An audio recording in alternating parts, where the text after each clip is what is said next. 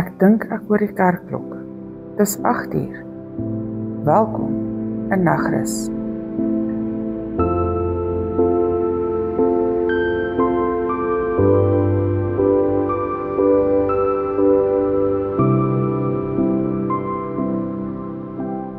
Vanaand is die eerste keer wat ek uitsaai vanaf Kerkstraat nommer 3, tussen nommer 2 en nommer 4.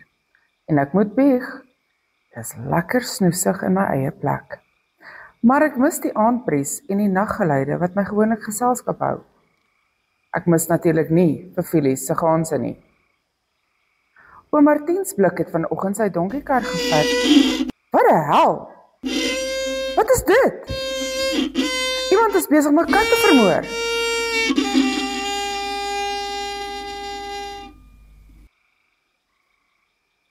Dis nou 20:08 en ek is terug op die watertoring.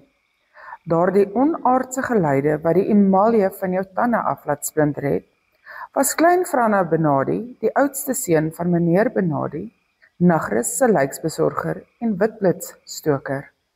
Nee, hy het nie seer gekry nie.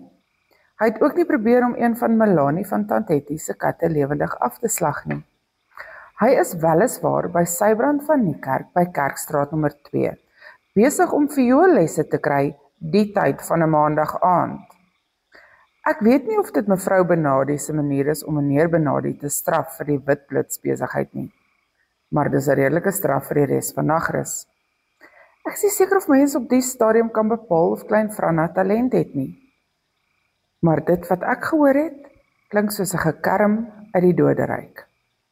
In elk geval, laat ons terugkom by die nuus.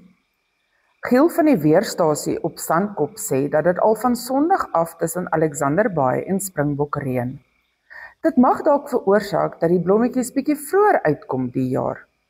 Ons moet ons maar regmaak om kanne limonade en dalk witblits aan toeriste te verkoop langs die grootpad Springbok toe. Mens kan mos nie 'n geleentheid vir besigheid laat verbygaan nie. Al beteken dit 'n groot uittog grootpad toe vir 'n paar dae. Maar Giel sal ons op hoogte hou. Hy het mos kontakte met die ouens van natuurbewaring op Van Reinsdorp. Giel het ongelukkig ook gesê dat dit môre weer verswelgend in Nagrus gaan wees. In sportnuus. Die uitgestelde jeugskei-wedstryd tussen Nagrus en Garries is nou vasgemaak. Om 2uur woensdagmiddag sal die twee spanne teen mekaar te staan kom by die jeugskei-bane op Nagrus se sportgronde. Dit gaan 'n geveg van epidermiese proporsies wees. Dis tyd om julle staal te wys, manne. Die kampioenstrofee moet terugkom Nagrus toe. Die sustersvereniging sal boepensbroodjies en curry-en-rys te koop hê tydens die wedstryd. Meneer Benadi sê dat hy al by voorbaat sy familieresep witblits begin stook het, om Nagrus se oorwinning te vier. Ek hoop nou nie dit span die kar voor die perde nie. Ek hoop ook beslis nie dat dit sal terugkom om ons span te byt nie. Maar ek hou nogal van die lijkbesorger se positiwiteit. Ons hou vir julle duim vas, manne. Met kompetisies en wedstryde in gedagte. Die skeerfees op Pofadder is bevestig vir Saterdag oor 2 weke. Josef van Sandspruit sê dat hy en 2 van sy skeerders reeds ingeskryf het. Hy hoop net hulle kry bokke om te skeer en nie skape nie. Die goed skop blykbaar vir die vale. Koos van Witsand het vir Melanie van Tant Hetty ingeskryf vir die mevrou Skeerfees kompetisie. Melanie was baie verontwaardig en wou weet of hy dink haar beenhare is lank. Stoffel van Langesand het probeer paai, maar ek sien probleme op die horison vir die twee menere. In omgewingsake is daar nie nuus nie. Die man met die blouste oë het glad nie vandag sy verskyning in die publiek gemaak nie. Hoë hakkies en ronde brilletjies was heeldag in die veld in die omgewing van die ou Guarri-gat agter die bombaan.